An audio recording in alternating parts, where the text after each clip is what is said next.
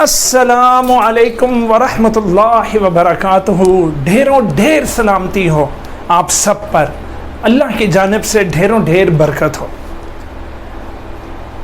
पनाह मांगते हैं अल्लाह की शैतान मरदूद से। शुरू करते हैं अल्लाह के नाम से जो बड़ा मेहरबान और नहायत रहम करने वाला है। लाखों करोड़ों दरूदो सलाम हो मोहम्मद और आले मोहम्मद पर, मोहम्मद के असहाब पर और आले मोहम्मद के असहाब पर। इस बेहतरीन दुआ के साथ आगाज़ करते हैं हम क्लास नाइन्थ चैप्टर नंबर 5, जिसका नेम सेल साइकिल है। क्या है मेरे बच्चों? Cell cycle. Cell cycle very important chapter है। अगर ये चैप्टर आपको 9th में नहीं समझ में आता तो याद रखें, ये सेकंड ईयर में जाकर आपके लिए प्रॉब्लमेटिक बन जाएगा। सेकंड ईयर में बायोलॉजी का पूरा एक चैप्टर सेल साइकिल पर मुश्तमिल है। अच्छा, उस एक चैप्टर के अलावा बेटा रिप्रोडक्शन का चैप्टर आपको समझ में नहीं आएगा, तो इस चैप्टर को समझकर हम बाकी के दूसरे चैप्टर्स को भी बआसानी समझ सकते हैं। तो लिहाजा इंतहाई तवज्जो के साथ और इंतहाई नेक नियति के साथ मेरे बच्चों ने इस चैप्टर को याद करना है, अपने फिंगर टिप्स पर करना है। पिछले साल यानी कि 2019 में इस चैप्टर में से लॉन्ग क्वेश्चन दे दिया था बोर्ड ने, जबकि उससे पिछले चंद साल इस चैप्टर में से लॉन्ग क्वेश्चन नहीं आता रहा। एकदम खबर फैली कि जनाब 2020 में जो पेपर होगा उसमें, अच्छा सॉरी मुझसे मुगालता हो गया, 2019 तक इस चैप्टर में से कोई क्वेश्चन नहीं आता रहा, लेकिन 2020 में लॉकडाउन लगने से 1 या 2 दिन पहले बायोलॉजी का पेपर हुआ था और उस क्लास 9th के बायोलॉजी के पेपर के अंदर पता लगा कि एकदम उन्होंने पेयरिंग चेंज कर दी और इस चैप्टर में से पुत्र लॉन्ग क्वेश्चन दे दिया। तो मेरा बच्चा, हो सकता है अब फ्यूचर में पेयरिंग इसी किस्म की हो कि इस चैप्टर में से लाजमी क्या आए? लॉन्ग क्वेश्चन आए। तो लिहाजा लॉन्ग क्वेश्चन के हवाले से it is also dam important. तो मेरे बच्चों ने इस चैप्टर को अच्छी तरह पढ़ना है। और आपको पता है लेक्चर नंबर 1 में हम हमेशा सबसे पहले डिस्कस करते हैं क्या? इंट्रोडक्शन। क्या मेरा बच्चा? इंट्रोडक्शन। तो अब मैं हाजिर हूं आप लोगों के साथ सेल साइकिल चैप्टर के इंट्रोडक्शन के साथ। इंट्रोडक्शन में फर्स्ट लाइन लिखी हुई है कि भाई वो जानदार ही नहीं जो रिप्रोड्यूस ना करे, वो जानदार ही नहीं जो अगली नस्ल को जन्म ना दे, अगली नस्ल को जन्म ना दे। बेजान चीज़ों और जानदारों में एक बुनियादी फ़र्क ये है कि जानदार अपने बच्चों को पैदा कर सकते हैं, जानदार अपने ही जैसे ऑर्गेनिज्म को जन्म दे सकते हैं, जबकि नॉन लिविंग थिंग इस तरह कभी भी रिप्रोड्यूस नहीं कर सकती। नॉन लिविंग थिंग कभी भी रिप्रोड्यूस नहीं कर सकती। फॉर एग्जाम्पल, अगर मैं ये उम्मीद लगा लूँ कि ये मार्कर कल सुबह तक 2 मार्कर्स में तब्दील हो जाएगा, तो ऐसा नहीं होगा। 25 साल बाद भी अगर मैं इस ड्रॉअर खोलूँगा और अगर मैंने एक मार्कर रखा था, अंदर एक मार्कर का एक मार्कर ही पड़ा रहेगा।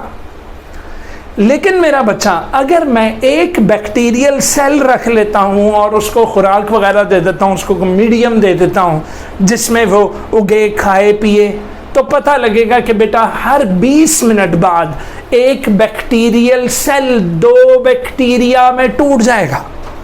एक बैक्टीरियल सेल 2 बैक्टीरियल सेल्स बना लेगा, रिप्रोड्यूस करेगा। इसी तरह जानदार अपने बच्चों को जन्म देते हैं। तो मेरा बच्चा, रिप्रोड्यूस करना, अपने बच्चों को जन्म देना, 1 सेल से 2 सेल बनना, 2 से 4 सेल बनना, रिप्रोड्यूस करना, अपनी नस्ल को बढ़ाना is the basic character of life. ये जिंदगी का बुनियादी कैरेक्टर है। ये कैरेक्टर जानदारों को बेजानों से अलग करता है। सो reproduction is the basic character of life. आप भी हैरान हो रहे होंगे कि सर कभी बैक्टीरियल सेल की बात करते हैं तो कभी जानदारों की, ऑर्गेनिजम्स की बात करते हैं, दैट इज एनिमल्स और प्लांट्स की। तो जी हाँ मेरा बेटा, reproduction different levels of organisation पर होती है। Reproduction occurs at different levels of organisation of life. चलो आओ, पहला हमने देखा ऑर्गेनेल्स। तो हम देखेंगे कि माइटोकॉन्ड्रिया सेल्फ रेप्लिकेटिंग है। एक माइटोकॉन्ड्रियन 2 माइटोकॉन्ड्रिया में रेप्लिकेट कर जाता है, एक क्लोरोप्लास्ट 2 क्लोरोप्लास्ट में रेप्लिकेट कर जाता है। तो रिप्रोडक्शन ऑर्गेनेल लेवल पर भी होगी। रिप्रोडक्शन सेल के अंदर ऑर्गेनेल लेवल पर भी होगी। तो पहला लेवल क्या आ गया कि पार्ट्स ऑफ सेल्स के लेवल पर हो सकती। एक ऑर्गेनेल रेप्लिकेट होकर 2 बना सकता है। और तो और मेरा बच्चा, क्रोमोसोम भी अपने आप को रेप्लिकेट कर सकते हैं। क्रोमोसोम भी एक क्रोमोसोम से 2 बन जाते हैं। फॉर एग्जाम्पल ये देखो, अगर ये एक क्रोमोसोम है, आपने एड्स में भी पढ़ा था, तो ये क्रोमोसोम अपने आप को रेप्लिकेट कर सकता है, रिप्रोड्यूस करके डुप्लीकेट हो जाता है। क्या हो जाता है मेरा बच्चा? डुप्लीकेट हो जाता है। समझ में आई? तो मेरे बच्चों, it occurs at different levels of organisation of life. For example, cell के पार्ट्स भी रिप्रोड्यूस कर सकते हैं। Example, chromosomes produce new chromosomes. तो अभी मैंने आपको बताया कि शुरू में क्रोमोसोम यूं बनता है और उसके बाद वो अपने आप को रिप्रोड्यूस कर लेता है, वो डुप्लीकेट होता है, वो रेप्लिकेट होता है। क्या होता है मेरा बच्चा? रेप्लिकेट होता है। इसी तरह मैंने अभी आपको एक मिसाल दी थी कि एक बैक्टीरियल सेल पता लगेगा कि 2 बैक्टीरियल सेल के अंदर टूट जाएगा और अपने आप को क्या कर लेगा? डुप्लीकेट कर लेगा। और पता लगा कि एक सेल ने प्रोड्यूस किए क्या? New sales. तो पहला जो लेवल था वो ऑर्गेनेल लेवल था, वो सेल के पार्ट्स का लेवल था। तो सेल के पार्ट्स में भी रिप्रोडक्शन होती है। दूसरा लेवल सेल था, तो cell can produce new cells. Cells can produce what? New cells. और तीसरा लेवल हम लोग हैं, individuals, plants, animals. They can also give rise to their offspring. Offspring बोले तो औलाद, औलाद बोले तो बच्चे। तो जनाब, individuals can produce new ones, that is offsprings. That is what? Offsprings. तो पता लगा कि जी हाँ, reproduction occurs at different levels of organization of life, parts of cells के लेवल पर, सेल के लेवल पर और इंडिविजुअल्स के लेवल पर। क्लियर? और याद है chapter number 4, Rudolf विर्को। Rudolf Virchow ने क्या कहा था? रुडोल्फ विर्को ने कहा था ओमने सेल्यूलाe सेल्यूला। ओमने सेल्यूलाe सेल्यूला से मुराद के नए सेल्स ऑलरेडी एग्जिस्टिंग सेल्स से ही बनते हैं। नए सेल्स वजूद में आते हैं ऑलरेडी लिविंग सेल्स से। एक डेड चीज लिविंग थिंग्स को प्रोड्यूस नहीं कर सकती। Only a living cell can give rise to other living cells. तो what was Rudolf Virchow's idea?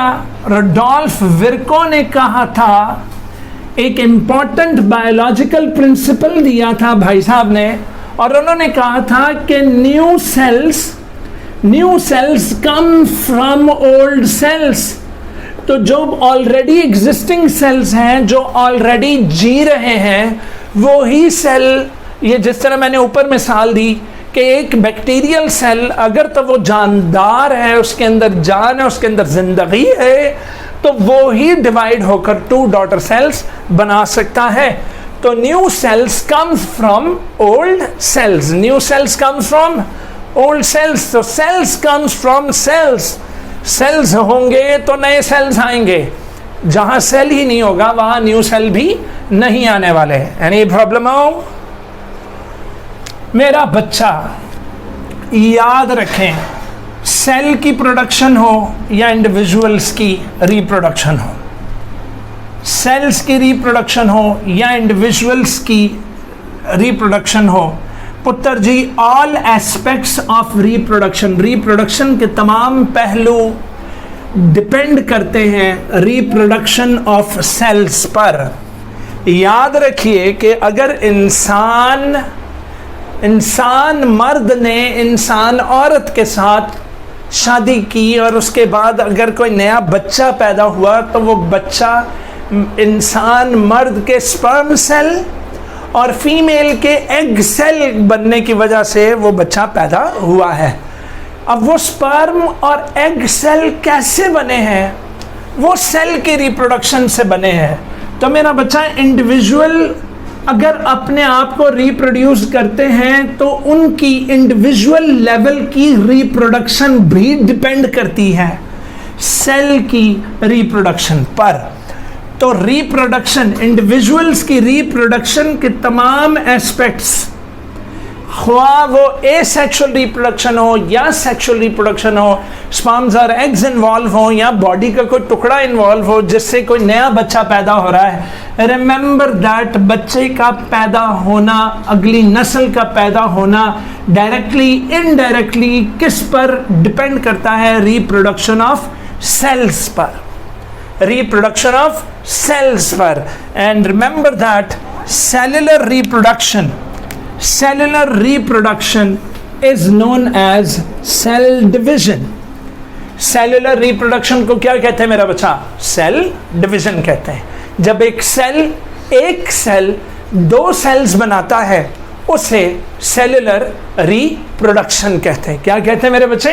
Cellular reproduction. और सेलुलर रिप्रोडक्शन का दूसरा नाम क्या है? Cell division. जी हाँ, हम पढ़ रहे हैं साइटोलॉजी। साइटोलॉजी में हमने structure of cell chapter number 4 में पढ़ा और अब डिवीजन ऑफ सेल हम पढ़ेंगे चैप्टर नंबर 5 में। तो cellular reproduction is also known as cell division.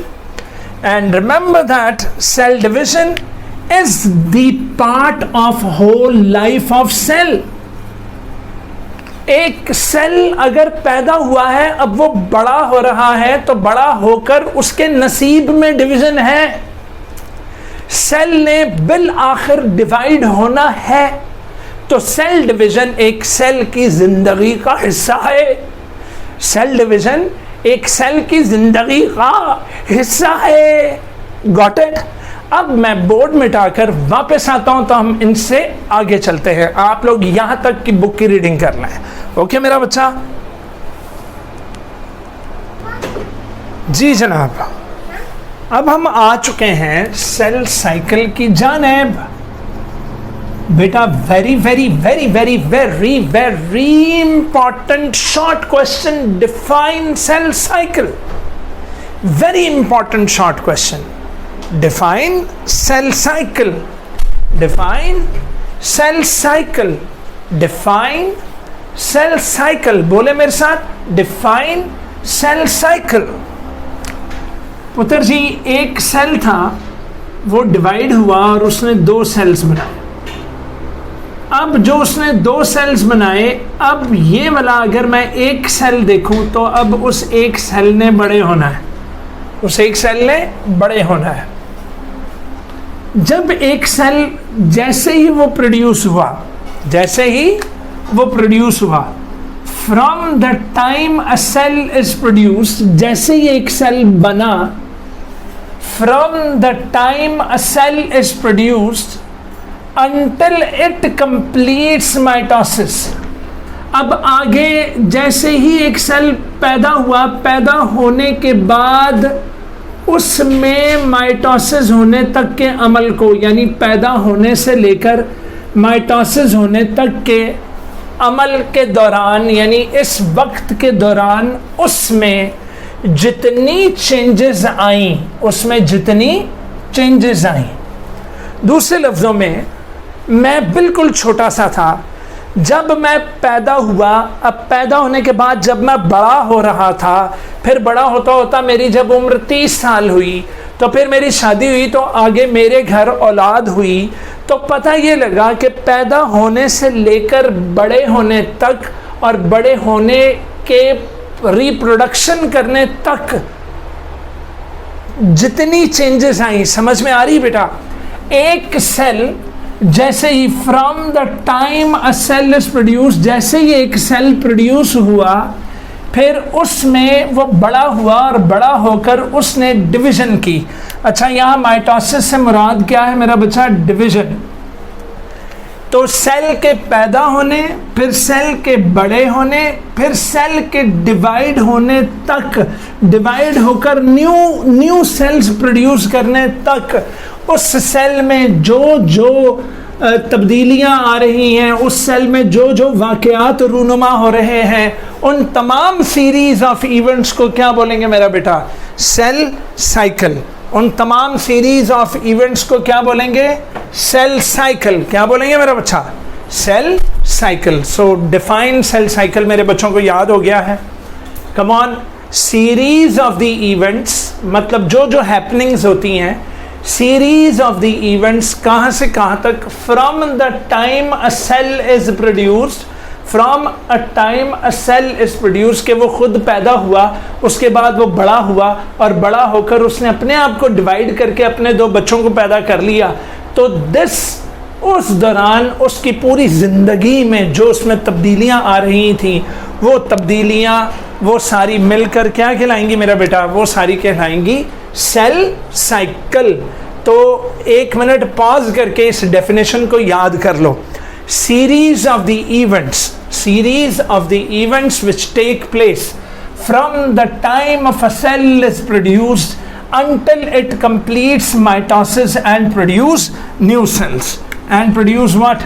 New cells. Clear हो गया पुत्र जी? अब इसके 2 फेजेस हैं, जैसा कि हमने नोट किया कि इसके 2 फेजेस हैं। एक फेज ये है कि सेल बड़ा हो रहा है और दूसरा फेज ये है कि सेल डिवाइड हो रहा है।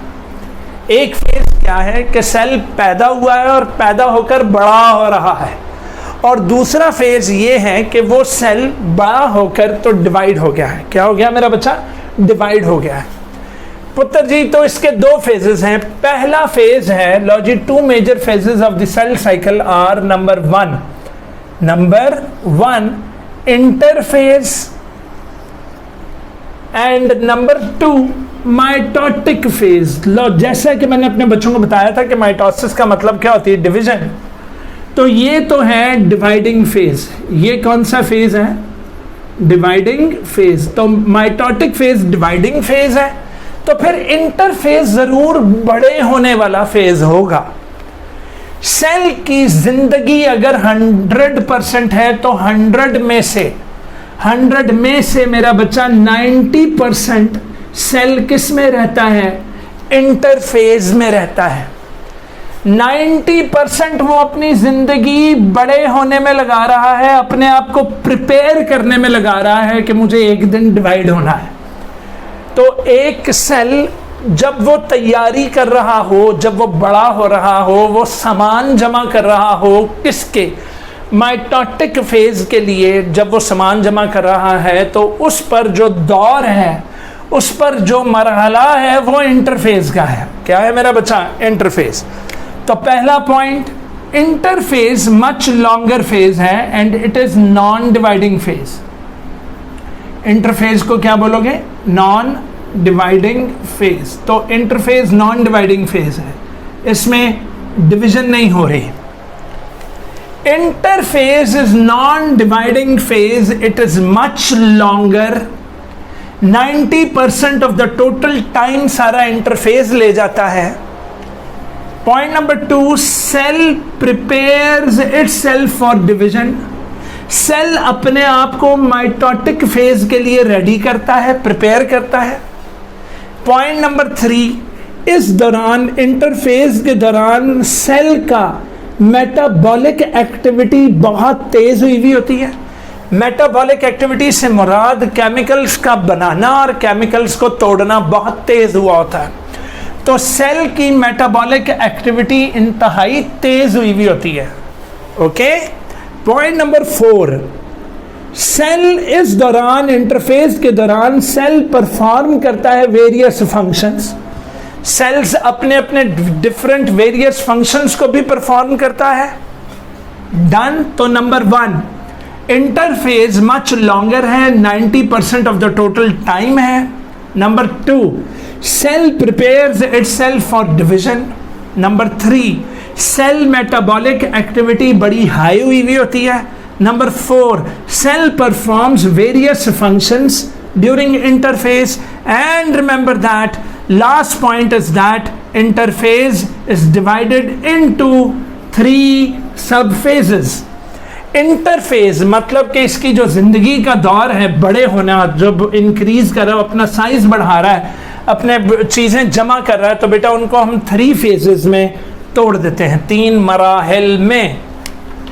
पहला मरहला इंटरफेज का पहला फेज जो है वो है G1। क्या मेरा बच्चा? G1। G1 को आप फर्स्ट गैप भी कहते हो। G1 का दूसरा नाम क्या है? First gap. तो G1 फेज को फर्स्ट गैप भी कहते हैं।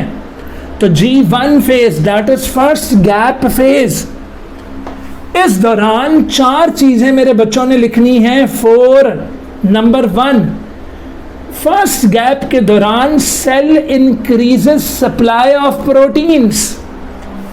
सेल अपने प्रोटीन्स की सप्लाई को बढ़ाता है, प्रोटीन्स मेटाबॉलिकली बनाता है और प्रोटीन्स की भरमार कर लेता अपने अंदर। Number 2, cell increase number of organelles. तो सेल अपने अंदर अपने ऑर्गेनेल्स की तादाद, माइटोकॉन्ड्रिया, क्लोरोप्लास्ट अगर तो वो एनिमल सेल है, माइटोकॉन्ड्रिया, राइबोसोम्स वगैरह की तादाद बढ़ाएगा।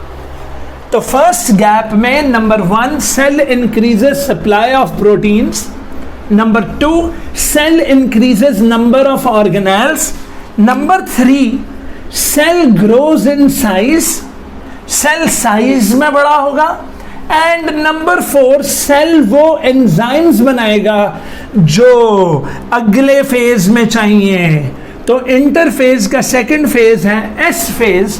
तो फर्स्ट गैप के दौरान सेल अपने अंदर वो एंजाइम्स बनाएगा जो उसे चाहिए एस फेज के लिए, जो उसे चाहिए किसके लिए? एस फेज के लिए। क्लियर हो गया मेरा बच्चा? तो G1 फेज मेरे बच्चों को याद हो गया। चलो और जरा दोबारा पढ़ लें। Number 1, cell increase supply of proteins. Number 2, cell increase number of organelles. Number 3, cell grows in size. And number 4, cell make enzymes for which are needed during S phase. And it is the second phase of interphase. Interphase का second phase है।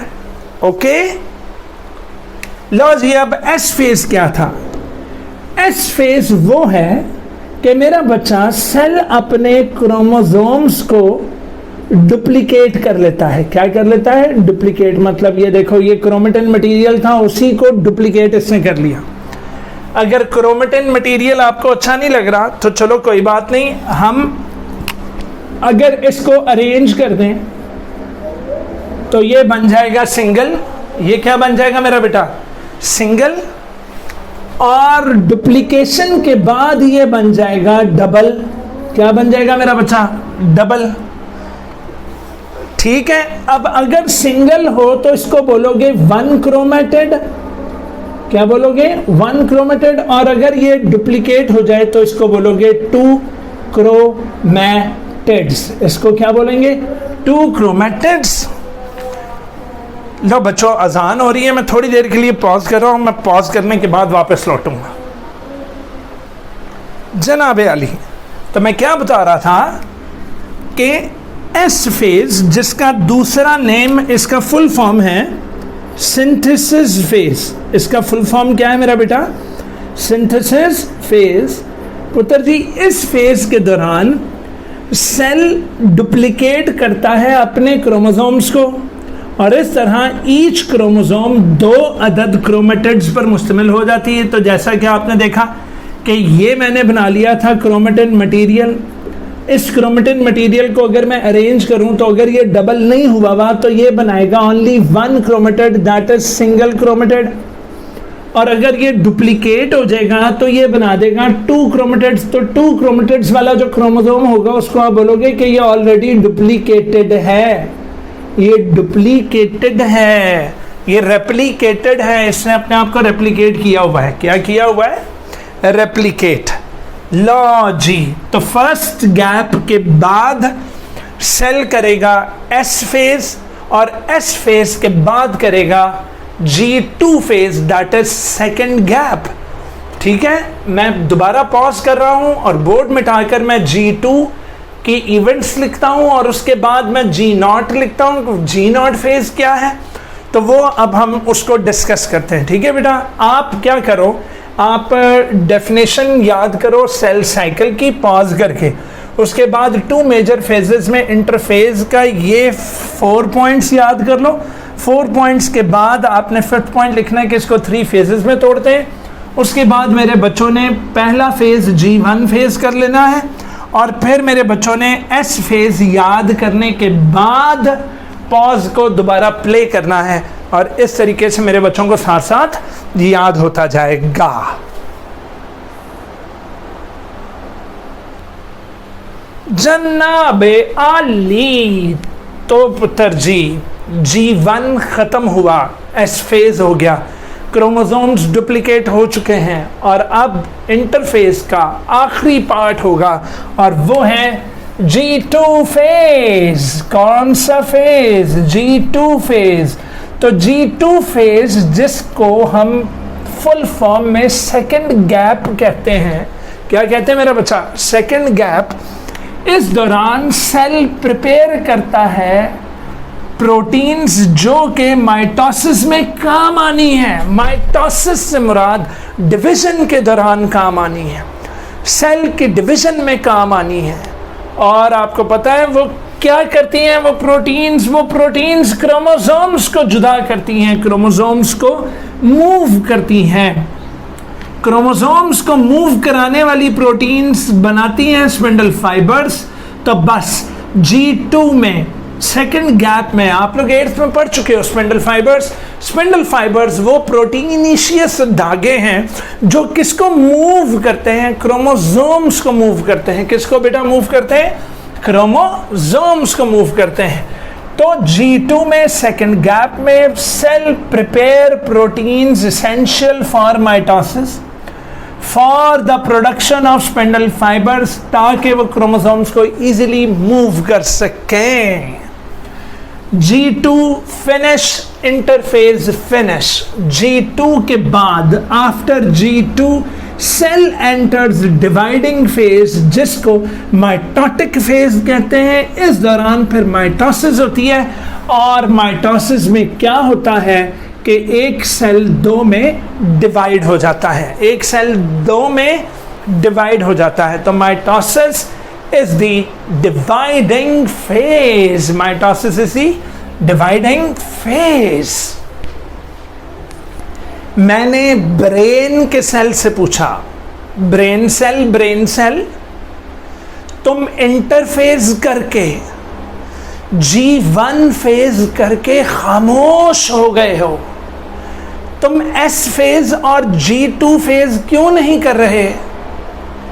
तुम divide क्यों नहीं हो रहे?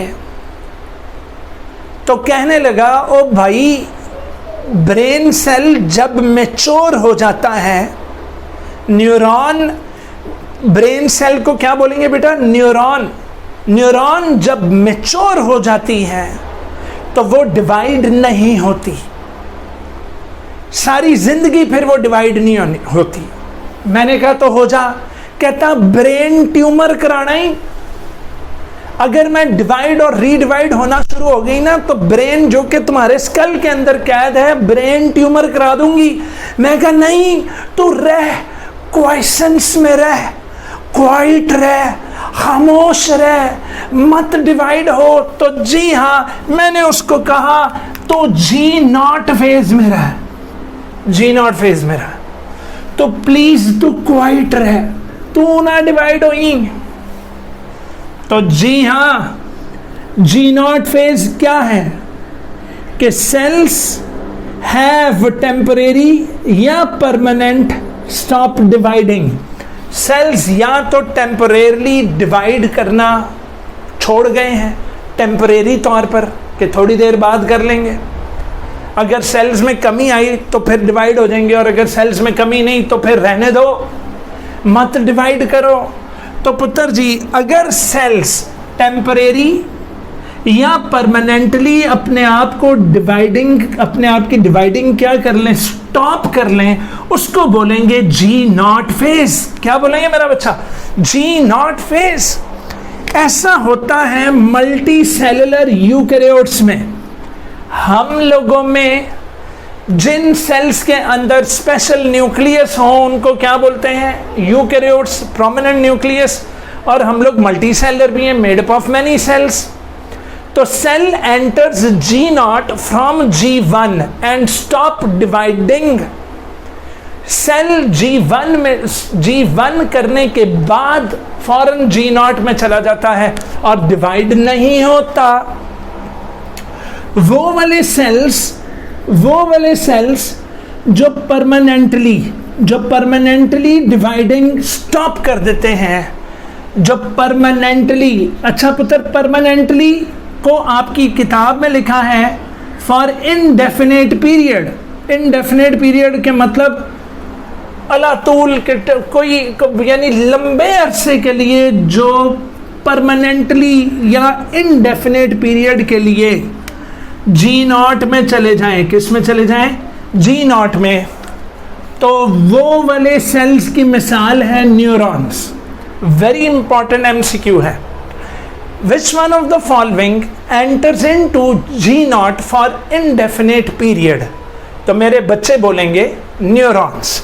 क्या मेरा बच्चा? न्यूरॉन्स। तो इनडेफिनेट पीरियड से मुराद परमानेंटली।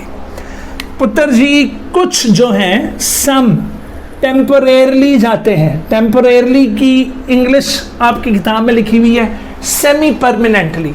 तो कुछ सेमी परमानेंटली से मुराद for some period, that is some temporarily जाते हैं, लेकिन इन दी एंड वो डिवाइड हो जाते हैं, अपनी कमियों को पूरा कर लेते हैं।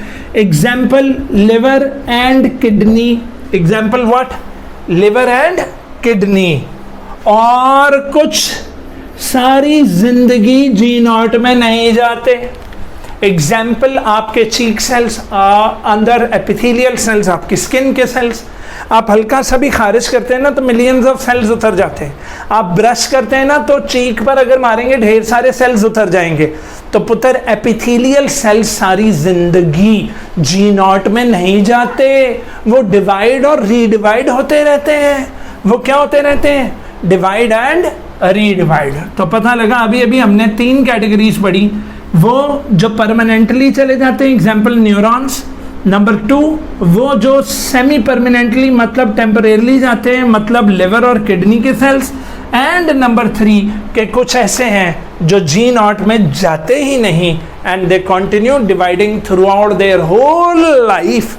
Example epithelial sales.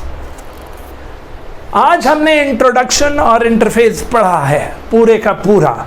अब आप जानना चाहते हैं कि एम फेज माइटोसिस में क्या होगा, तो देखना ना भूलिएगा अपने प्यारे अफजल का नेक्स्ट एपिसोड। ठीक है मेरा बच्चा? खुदा हाफिज, अल्लाह की अमान में रहो, जीते रहो।